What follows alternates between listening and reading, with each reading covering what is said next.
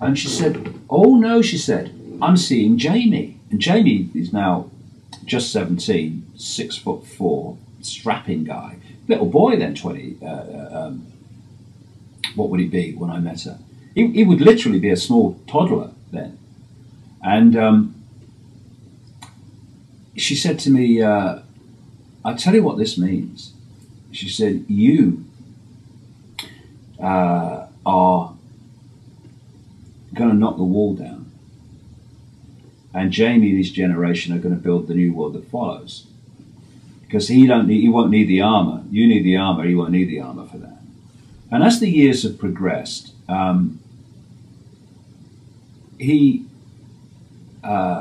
what she said has become more and more obvious, that there is a generation of people, not just my generation, but generations that are in the world at the same time as I am, who are here for this period to basically bring the house of cards down. And then there's a whole generation coming in now, the young people and the grandchildren, if you like. Some people have talked about indigo children and all this stuff. Don't need to give them a name, they just are. And they are coming in to build the world that follows this one.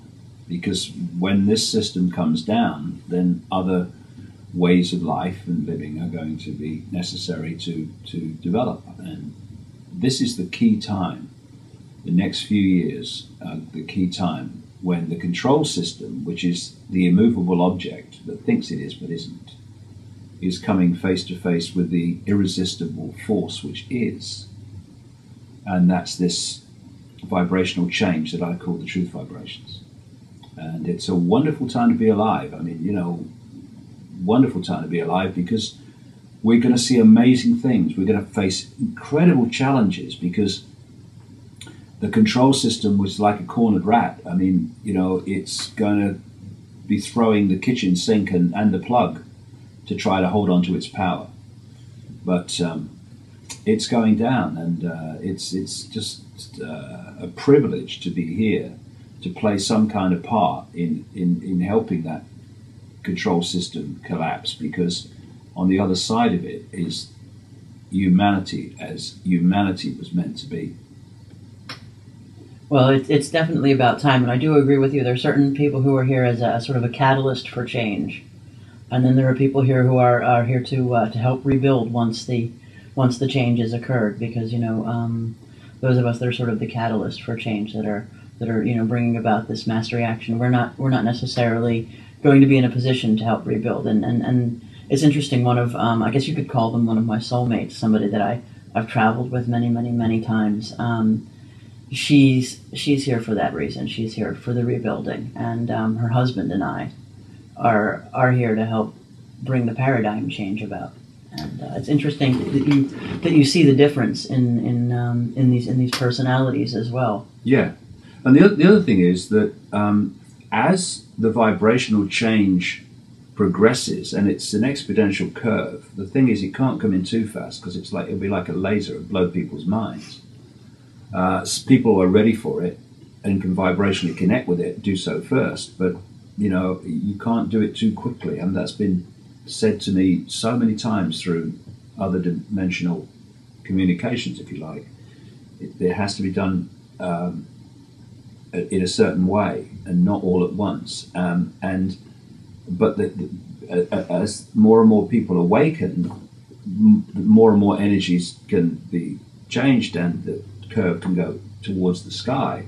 This means that the rebuilding generations are going to have access to fantastic levels of awareness, possibility, potential than the generations before have had, who've been so limited and suppressed. So the rebuilding is not going to be, okay, well, we better call the builders in and get a chippy round and a plumber and all that stuff. That's not the rebuilding I'm talking about.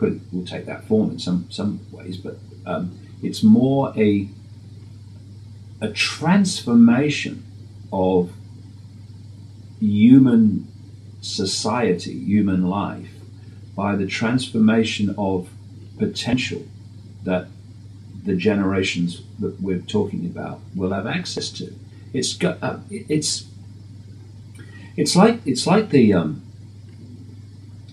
situation with the moon. People will, I know, react to what I say in the book as, you can't build a moon, it's 2,000 miles round. No, you can't build the moon. We can't build the moon at the state of technological and energetic awareness that we're at. They can.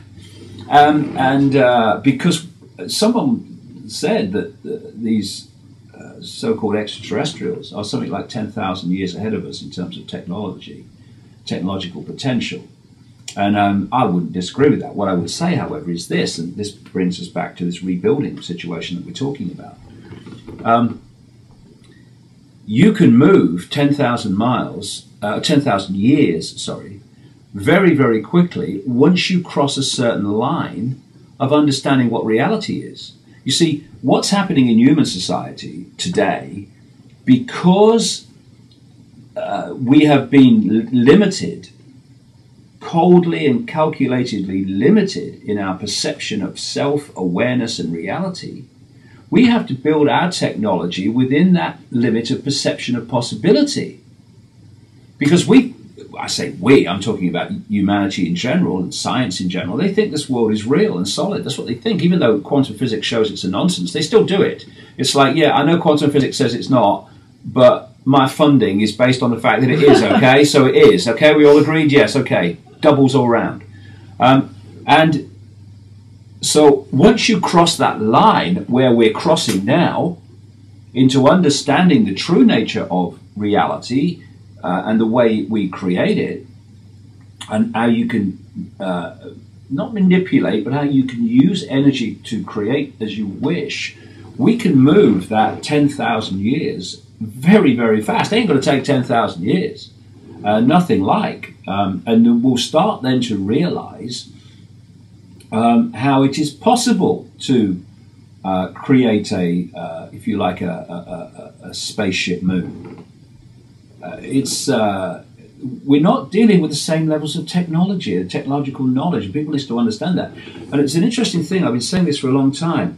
One of the greatest ways that you can imprison people is simply to imprison or limit their sense of possibility. Because once you get people to think these are the limits of possibility, then you can manipulate them outside of those limits of possibility. And when people like me and others say, hey, this is what's going on, they go, that's not possible. No, you perceive it not to be possible.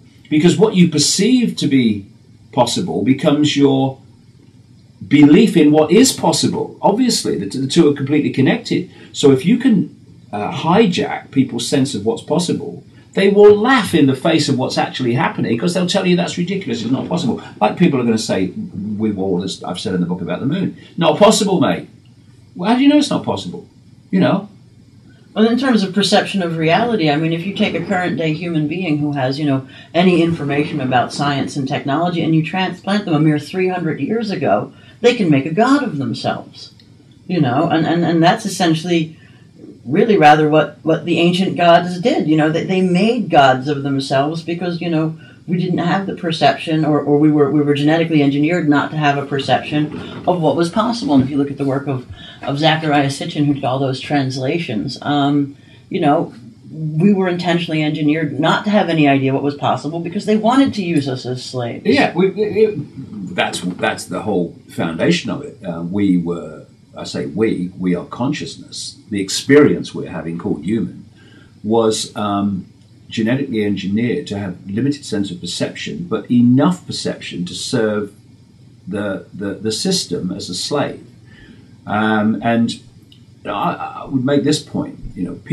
People shouldn't go away with the impression that Don Juan Matus, the Carlos Castaneda shaman, called the predators,